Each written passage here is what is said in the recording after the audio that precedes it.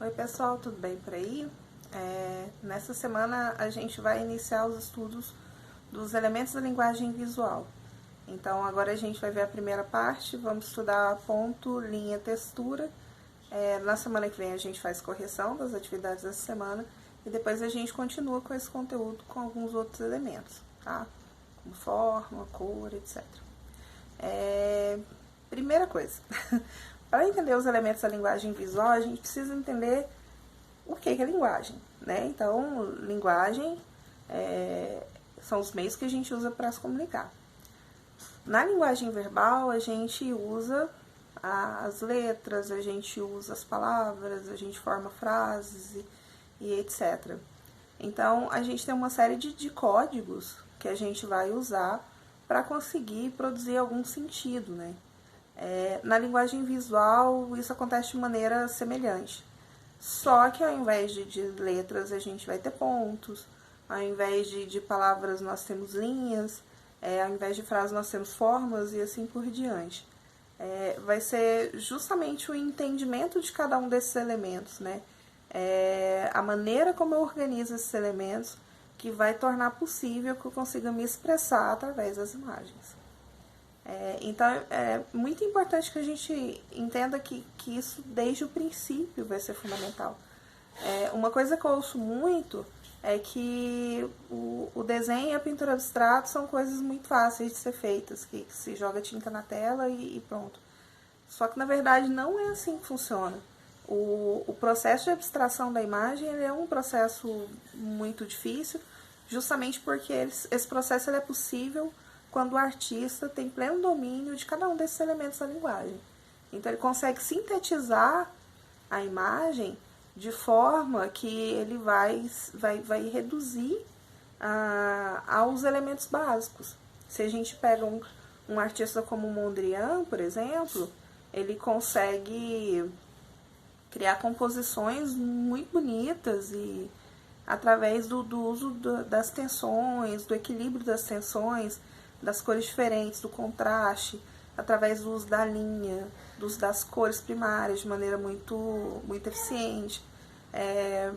O próprio Pollock, que de certa forma é o responsável por essa ideia da arte abstrata como um negócio de jogar tinta, né, numa tela, né, o Pollock lá do expressionismo abstrato, ele respingava a tinta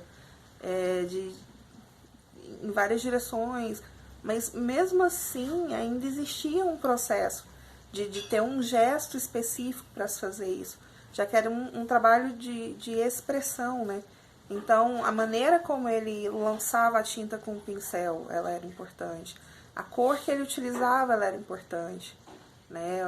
Uma tendência de, quando a gente for ver cor mesmo, vocês vão estudar que as cores frias, elas trazem um tom mais melancólico para as coisas, que as cores quentes, elas trazem uma ideia de energia, de alegria. Então, isso tudo é fundamental na composição de uma obra de arte. Anteriormente, vocês viram em fotografia essa questão da composição, né? Eu até coloquei um videozinho para ajudar vocês a melhorarem a fotografia nesse sentido. Acho que não é só apontar para as coisas e apertar um botão. Eu tenho que observar aquilo que está dentro da tela, quais são os elementos que estão encaixados ali e de que forma eu vou conseguir fazer com que a minha imagem fique interessante, seja capaz de comunicar aquilo que eu pretendo comunicar, né? Então, os elementos da linguagem visual, eles são muito mais importantes do que geralmente as pessoas tendem a acreditar, tá? Tão importantes quanto as letras, quanto as palavras. É a nossa forma de dizer também, né? Se você chega num país estrangeiro e não tem domínio da língua falada, do lugar, muitas vezes são justamente esses recursos visuais que vão te salvar, né? Então é muito importante a gente aprender a fazer essas leituras.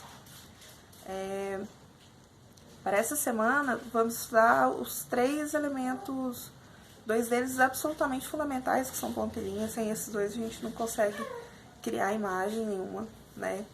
Então, o primeiro deles é o ponto.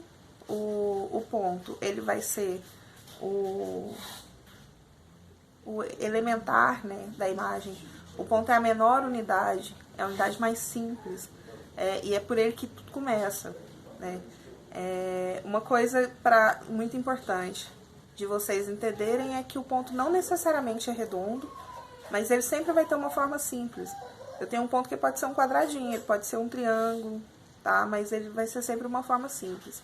O que vai designar isso como ponto e não forma é que o ponto ele é muito pequeno em relação aos outros elementos que estão contidos no desenho.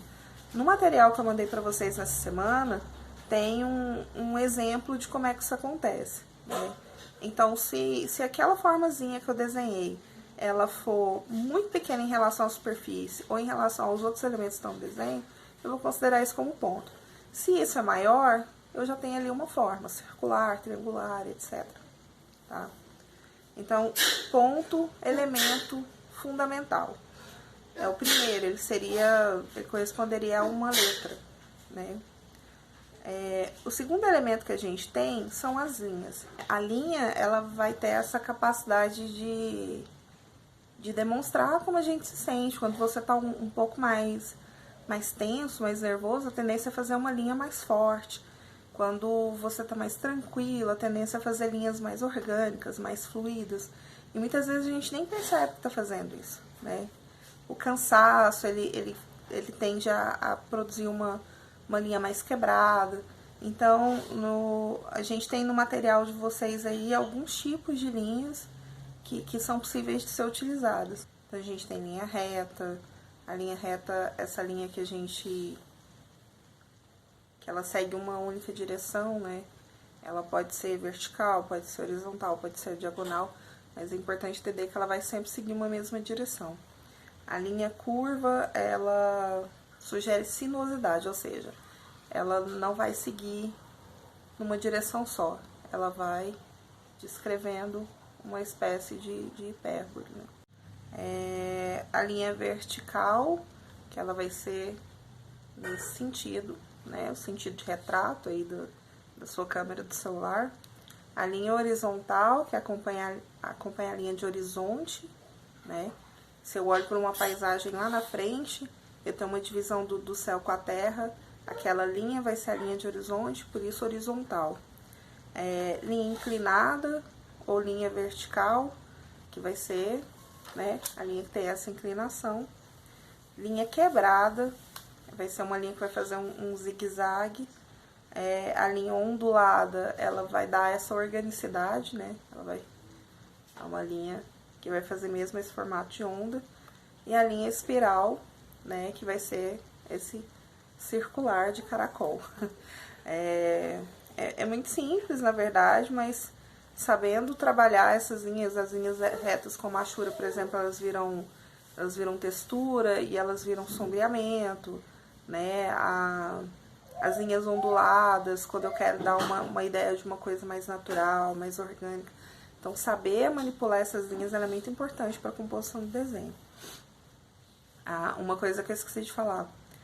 A linha também ela é como se fosse a trajetória de um ponto, né? Se eu tenho um ponto, imagina a ponta do meu dedo como um ponto. E se eu desloco isso, né? Eu descrevo uma reta, eu descrevo uma linha, certo? E por fim, a textura. Textura é um conceito um pouquinho mais difícil de entender, porque a textura no desenho ela é uma coisa muito abstrata no sentido de que ela não é muito palpável, né? Então, a textura é a minha sensação da superfície das coisas, né? Então, a textura ela tende a ser tátil. Quando eu pego no meu cabelo, eu sinto a textura do meu cabelo. No desenho a gente consegue fazer isso através do uso das linhas, dos pontos. Eu posso criar uma ilusão de textura através do uso desses elementos gráficos, né, que a gente vai chamar de textura gráfica.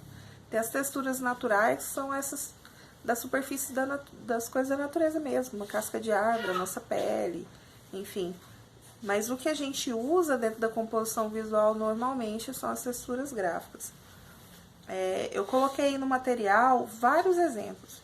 Vocês vão ver que tem uma série de quadradinhos, cada um deles com um trabalho de linha diferente. Cada um desses quadradinhos é um exemplo de como a gente pode trabalhar uma textura gráfica. tá? Por que que eu tô chamando atenção para isso? Na atividade 5, eu peço para que vocês escolham 6 diferentes tipos de textura e reproduzam. Então, dentro desses quadradinhos que tá aí no material, vocês vão escolher 6 deles e vão reproduzir no caderno, tá? Tem muitos e muitos, assim, muitos muito legais, que é um jeito também de trabalhar um pouco a linha, de trabalhar o uso do espaço, tá? Então, tenta fazer, mesmo que não fique exatamente igual, mas muito importante a tentativa, porque a gente consegue desenhar justamente através do treino, tá? Na semana que vem eu faço a correção das atividades e depois a gente vai para a parte 2 desse trabalho, tá? Bom trabalho, uma ótima semana a todos.